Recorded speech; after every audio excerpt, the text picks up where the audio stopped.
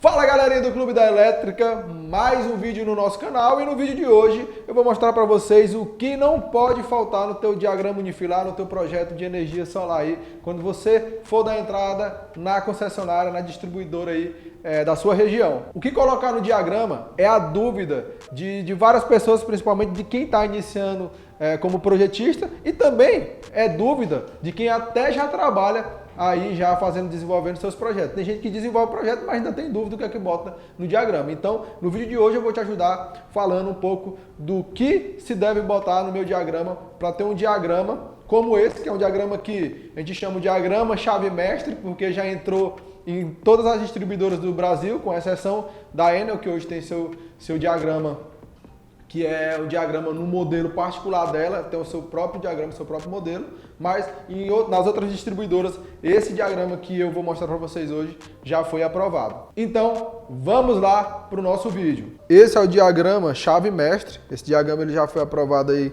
em diversas distribuidoras, esse modelo de diagrama, com exceção da Enel, a gente vai mostrar para vocês aí o padrão da Enel mais à frente. E para falar do diagrama, eu vou começar pela parte principal, que é o dos módulos fotovoltaicos. Então, como é que é apresentado esses módulos no diagrama. Essa potência desses módulos você vai conseguir, você vai até assistir então um vídeo nosso anterior aí que a gente fala sobre dimensionamento, você vai conseguir dimensionar a potência desses módulos e aí vai distribuir esses módulos em strings. E aí, o que é que eu represento, como é que eu represento no diagrama essas minhas strings? O que é que eu tenho que apresentar nesse diagrama? Eu tenho que apresentar a marca do meu módulo que eu estou utilizando, a potência desse meu módulo, a tensão nominal desse módulo e a corrente nominal desse módulo aí que eu estou utilizando. Eu tenho que apresentar a quantidade de módulos aí que eu estou utilizando. Então, estou usando 10 módulos fotovoltaicos em série, ligação em série. A tensão dessa string, o que é string? Para quem não sabe o que é string. String são as conexões dos módulos. No nosso caso, em série, se eu estou conectando em série, a gente sabe lá do princípio básico da física que fontes ligadas em série, eu somo as tensões e conservo a corrente. Então, como é que eu sei essa tensão da minha string? Eu vou pegar 41, como são 10 módulos, 41 vezes 10, eu tenho 410 volts, vai ser a tensão da minha string. E qual é que vai ser a corrente da minha string? Como eu falei lá do princípio físico, as somas em fontes elétricas ligadas em série, eu somo as tensões e conservo a minha corrente. E aí, a minha corrente ela se mantém, a corrente dos meus módulos ligados em série ele se mantém. Então, essa corrente vai ser de 10,98. A potência da minha string é o quê? É a soma da potência dos módulos. Então, se são 10 módulos de 400 watt-peak, então você vai pegar 10 vezes 450 e aí eu vou ter uma potência de saída de 4.500 watts.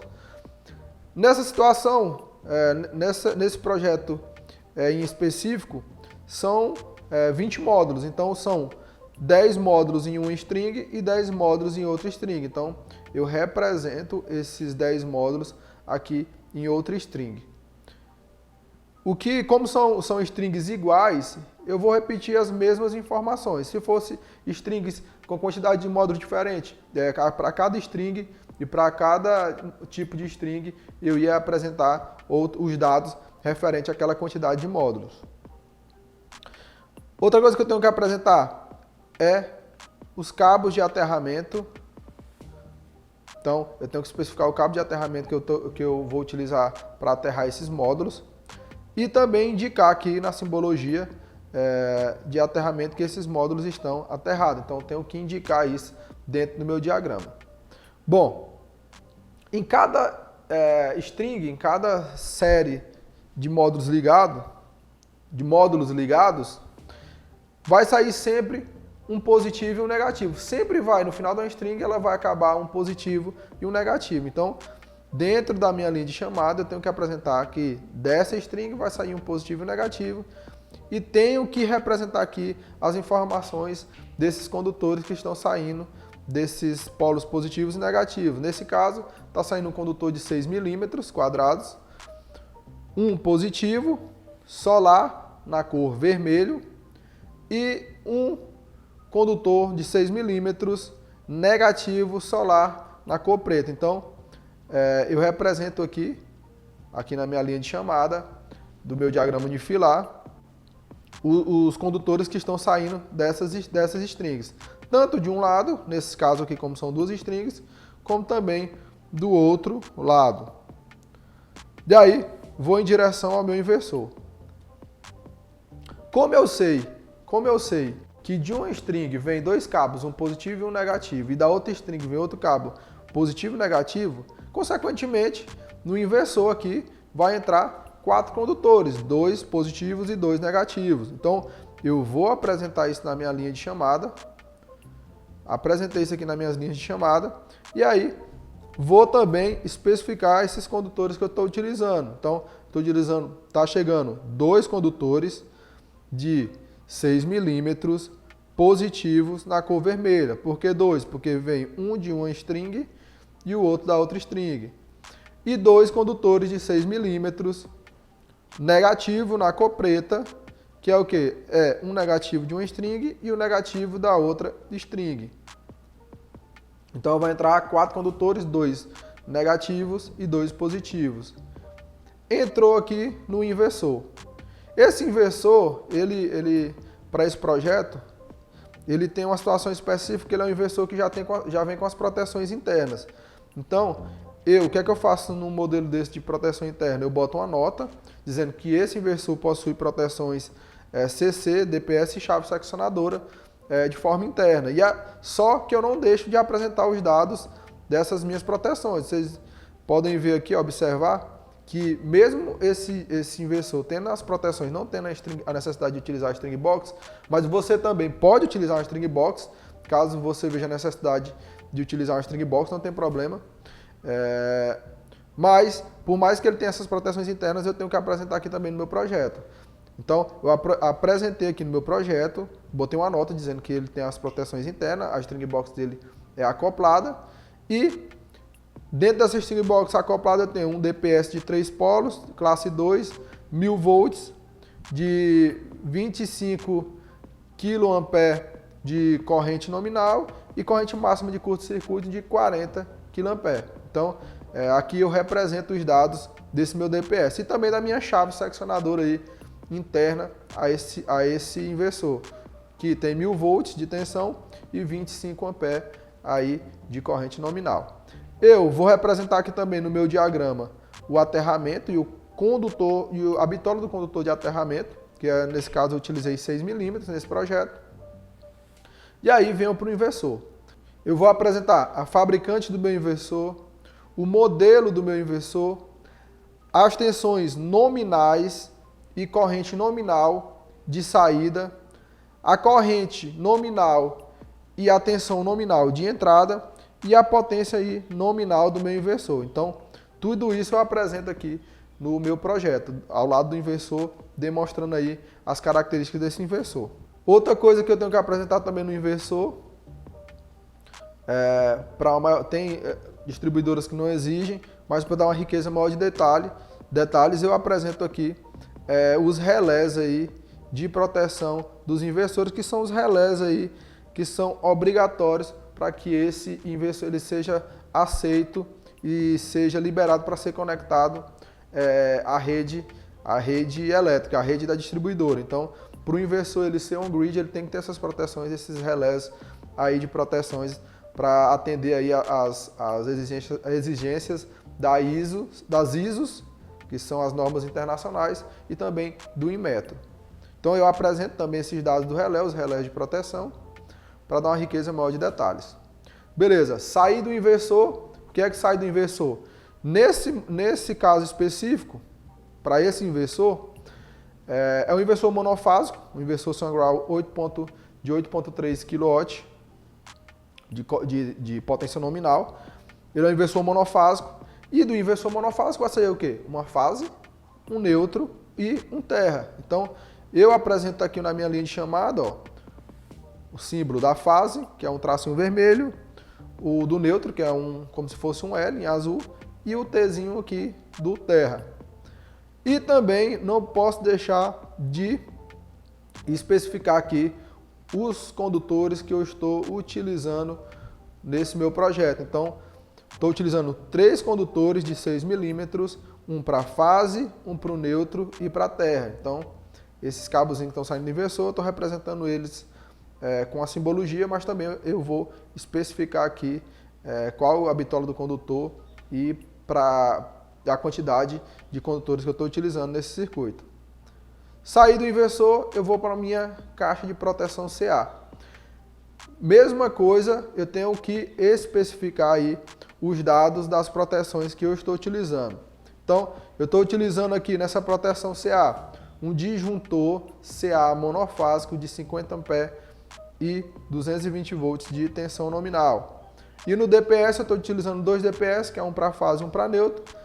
Classe 2, tensão nominal de 275 volts e corrente nominal de 20 kA e corrente máxima de curto-circuito de 45 kA. Então, eu vou especificar aqui os dados da minha proteção. Saindo da minha proteção CA, eu vou seguir e aí eu vou para o paralelo aqui, fazer o paralelo com a rede. Aqui eu estou fazendo o paralelo com a rede. Então, eu vou me conectar à rede aqui. Uma parte eu vou para a carga, então eu vou especificar aqui os cabos que estão alimentando minha carga, que é o quê? A minha unidade consumidora, está alimentando a minha casa, o meu comércio, o meu empreendimento.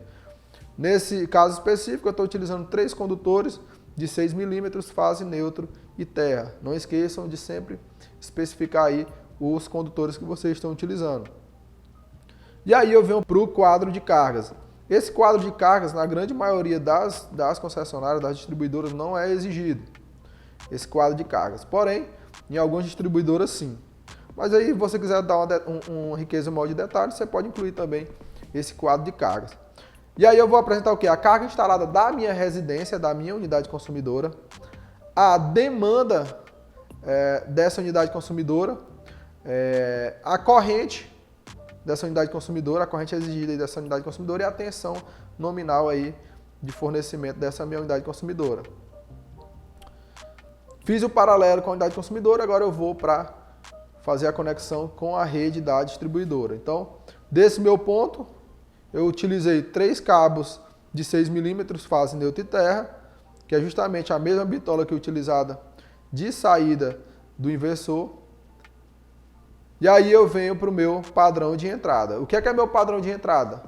É a parte que inclui aí o ramal de entrada, que é o fio que liga da rede da distribuidora ao o medidor da unidade consumidora, a própria medição, o próprio medidor e o disjuntor do padrão de entrada. Então, eu tenho que especificar também os dados desse disjuntor aqui, do padrão de entrada.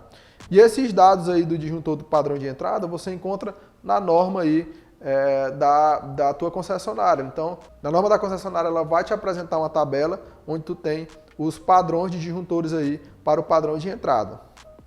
Uma coisinha que acabam reprovando muito é não colocar os condutores, esses condutores aqui, ó, que são os condutores do disjuntor de entrada até a medição. Então, já vi gente reprovando por causa disso, já vi distribuidora reprovando por falta desses dados. Então, vejam aqui que eu apresentei esses dados aqui do condutor, do disjuntor ao medidor. E também apresentar aqui o aterramento da medição. Apresentar também os dados do aterramento da medição. Só lembrando que esse aterramento da medição é um aterramento diferente do aterramento do sistema de energia solar, porque ele não é um aterramento propriamente dito para a proteção das instalações, e sim ele é um aterramento que a gente chama de aterramento de referência. Outro motivo também de muita reprovação na parte de diagrama unifilar é em relação aqui os condutores do ramal de entrada, que na mesma tabelinha que você pega lá os disjuntores, os dados dos disjuntores do padrão de entrada, você pega também os dados do ramal de entrada. E muita gente esquece de botar esses dados aqui dos condutores do ramal de entrada. Então, é um dos maiores motivos aí de reprovação, essa falta de informação aí dos condutores do padrão de entrada. Agora, como eu falei para vocês, esse nosso diagrama unifilar ele já foi aprovado em diversas distribuidoras do Brasil, com exceção da Enel. porque a Enel ela tem seu padrão específico, e eu vou mostrar agora para vocês. Esse é o modelo padrão da Enel, é o modelo padrão do diagrama unifilar da Enel.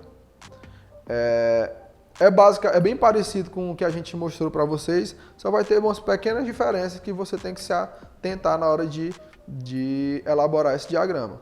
Então vamos lá. Bom, a primeira coisa a gente segue a mesma linha lá de indicar o cabo de aterramento. Então, indicar o cabo de aterramento é padrão.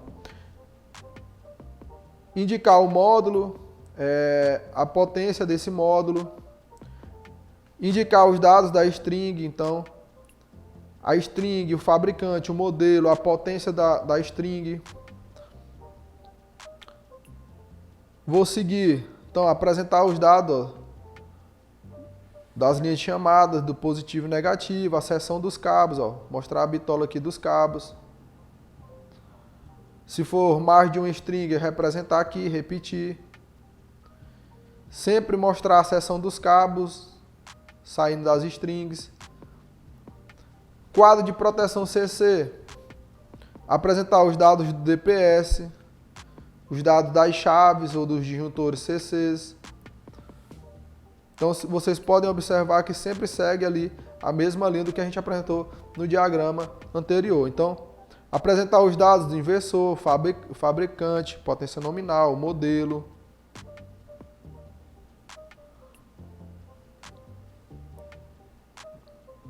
Vamos seguir na linha, mostrar a seção dos cabos, da parte CA. No quadro de proteção, colocar os dados do disjuntor, os dados do DPS, corrente nominal, a classe, seguindo o mesmo padrão que a gente apresentou no diagrama anterior. Seção dos cabos. Os dados dos disjuntores dos quadros gerais já existentes, então apresento também nesse meu projeto.